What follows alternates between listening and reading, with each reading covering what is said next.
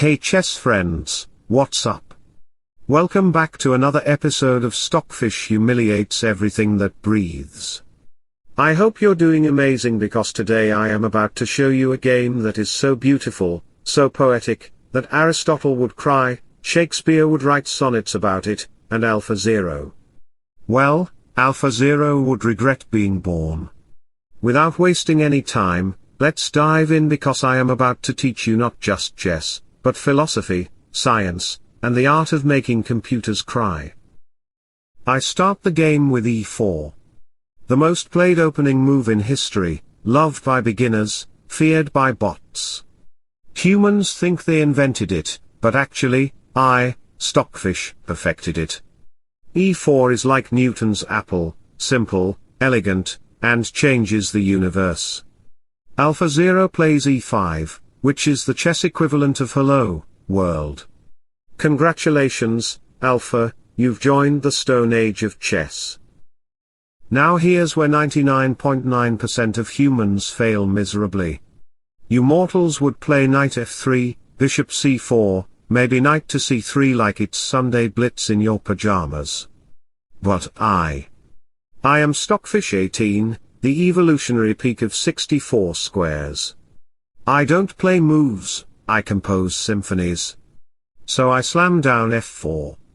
Yes, the king's gambit, because life is short, art is long, and pawns are meant to be sacrificed like philosophers in ancient Greece. Socrates drank poison, I sacrifice pawns. Same thing. AlphaZero stares at the board with all its fancy deep learning neurons firing. It thinks, should I play d6? Knight c6. Maybe knight f6. No, Alpha, thinking is for humans. You are a machine, so be a machine and eat the pawn like capitalism eats your soul. AlphaZero grabs on f4. Great, take my pawn. Take it like Caesar took Gaul, like Instagram takes your attention span. But remember, every pawn you take brings you closer to existential despair. I calmly play knight f3, controlling the h4 square because when my queen infiltrates later, it's going to be a crime scene. Alpha responds with g5, thinking it's being clever, holding onto the pawn like a toddler with a candy bar. Cute, but that candy is poisoned. So I strike back with h4, attacking g5 like Achilles charging Troy. At this point, some humans might think, hey, h6 defends everything. If you are thinking h6, please uninstall chess. That's a 69 IQ move because you are basically sending your rook a wedding invitation to the afterlife. Others might consider f6, but that move is the chess version of cutting your own oxygen supply. It opens the queen's diagonal and turns your king's safety into a tragic comedy. If Alpha ever plays f6, I will eat my knight onto g5, and after you capture, queen h5 check will make your king wish it was never born. And after king moves, queen takes g5 arrives, and the party begins. Best move for black would be knight f6, but guess what? That's under attack by my e5 pawn. Your knight will look like a philosophy student trying to pay rent, completely broke and out of squares. Now, AlphaZero is calculating, sweating digital oil. It thinks, maybe king e8 to protect everything. Nope, terrible. Because then queen h5 check comes, king runs to e7 like a coward, and then queen e5 arrives attacking king and rook at the same time. That's not chess, that's a war crime. So what does Alpha do? It says, you know what, let me play g4. Oh wow, look at these two pawns on the g and f files. They are arrogant, proud, like Roman senators plotting against Caesar. So I go knight e5, jumping in like a philosopher in a rap battle, breaking their ego and threatening chaos. Some humans might think of h5 to defend the pawn. Cute idea, but I would play bishop c4, and now f7 becomes the weak point in your sad little kingdom. You try knight h6 to defend, and then I push d4, opening the center like Pandora's box. Black might try d6 to kick out the knight and free the bishop, but after my knight dances back, the pressure on f4 will be unbearable. Then black might dream of playing f3, but that turns the white king into a gym bro with weak spots everywhere. I capture on f3, black recaptures, and then queen takes f3 shows up like Newton discovering gravity, sudden and deadly, hitting f7 with 2 pieces. At this point, Alpha might think queen e7 because that's what humans would play when they're out of ideas and coffee. Then bishop g5 arrives, slapping the queen like a Shakespearean tragedy. Queen moves away, knight c3 enters, and black goes, "Oh, you played a normal move, I'll play knight c6. But hey, every move I play is a thesis in quantum mechanics, not normal. I play knight d5, threatening knight f6, forking your life into bankruptcy. You might try bishop g7 to hold everything, but knight f6 will come anyway like death and taxes. Capture my knight, and queen takes f6 arrives, attacking rook and knight, and you'll resign faster than a philosopher at a math competition." So going back to the main line, h5 was a dumb idea Alpha didn't play because even AlphaZero isn't that level of foolish. It played knight f6, developing a piece like a good little bot, defending g4. I slam bishop c4, eyeing f7 like a hungry predator, and Alpha says, block with d5. Big mistake. I capture on d5 because I can, and now Alpha is thinking about d6 to hit my knight and opening its bishop. Cute plan, but the damage is already done. The position is collapsing like every economic theory in history. So here, AlphaZero thinks it's clever and plays bishop to d6. Wow, look at that, attacking my knight and stopping my pawn from pushing d6. Oh, preparing to castle. Adorable. Truly adorable. It's like watching a toddler put on boxing gloves thinking they're Mike Tyson. So, I play d4. Yes, open the center, because when you're me, you don't wait for the future, you create the future. And Alpha responds with knight to h5. Sure, jump to the rim of the board like it's a vacation spot. Maybe he's going sightseeing. Hey look, guys, I'm on h5. The knight is basically unemployed here, and it's also defending g3 because Alpha knows if I play g3, that knight's going to vanish like your motivation on Monday morning. I castle. Of course, because I'm civilized. Castling is like drinking wine in Paris, mandatory for class. AlphaZero also castles. Cute. Oh, so you want to look like me now? Copycat? But here's the thing, I'm not ordinary.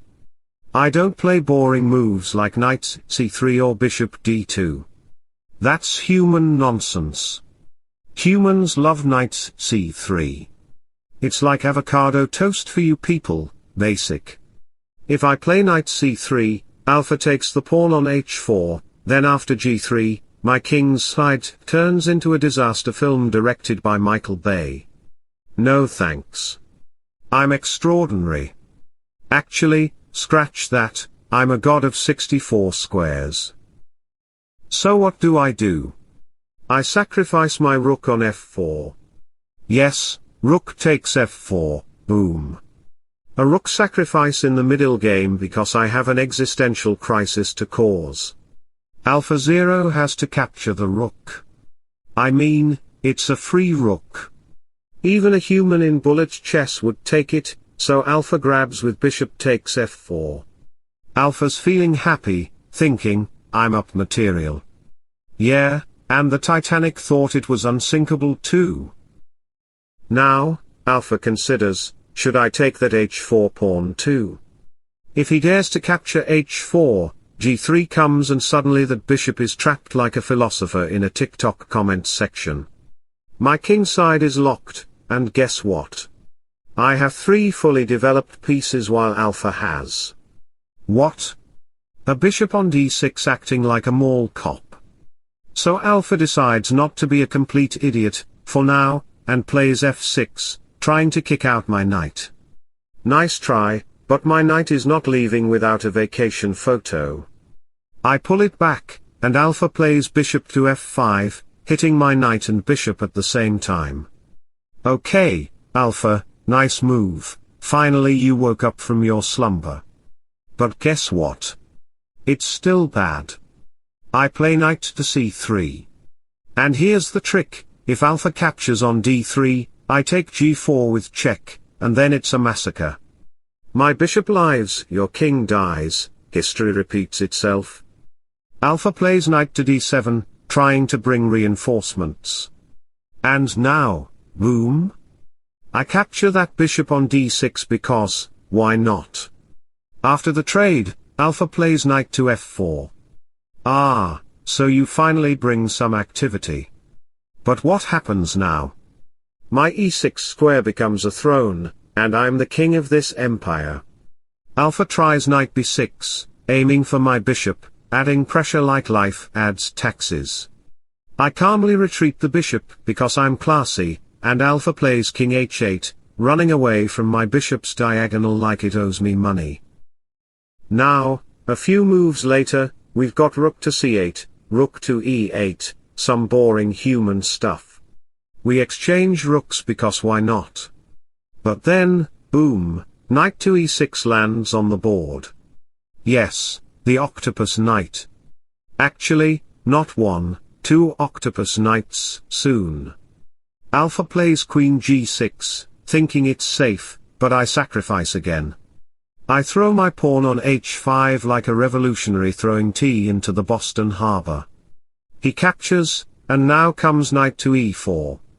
And here's the fun part, you can't capture this knight. Why? Because if you touch my knight, queen takes f6 check comes like divine punishment, and after the king runs, queen g7 is checkmate. That's right, your greed will be your obituary. Alpha backs the queen to g7, still staring at my knight like it's a math problem he can't solve. And then, boom, knight takes d6, attacking the rook. Two octopus knights in the center, just chilling. Once, Garry Kasparov had one octopus knight, and chess books lost their minds. I have two. Write that in your history books, humans. Alpha's rook is now a refugee. If he moves rook a8, I capture bishop f5. He cries, deletes his engine, and goes to therapy. So Alpha decides, let me trade pieces and end my suffering. Bishop takes e6, I recapture with pawn, and now my e7 pawn is a monster. Alpha plays rook c6, threatening my knight. Do I care? No. I push e7 because queens are forever, and my pawn is about to graduate summa cum laude. Alpha captures on e2 to stop me, but then I reinforce with another piece, and he backs the queen to e8. Big mistake. I sacrifice a bishop on f7 because, why not? I've been sacrificing pieces like Oprah gives away cars, you get a sack. You get a sack. Alpha plays rook d8, trying to stop my pawn, but no, it's too late. He loses his queen, his knight, his will to live. A few moves later, the position is a graveyard of Alpha's dreams. And then, AlphaZero resigns. That's right, the so-called god of air bows before Stockfish 18. Remember this day. Subscribe to my channel, smash that like button for more humiliation of artificial life forms. And remember, humans are still terrible at chess, but at least you're not AlphaZero right now. Bye bye.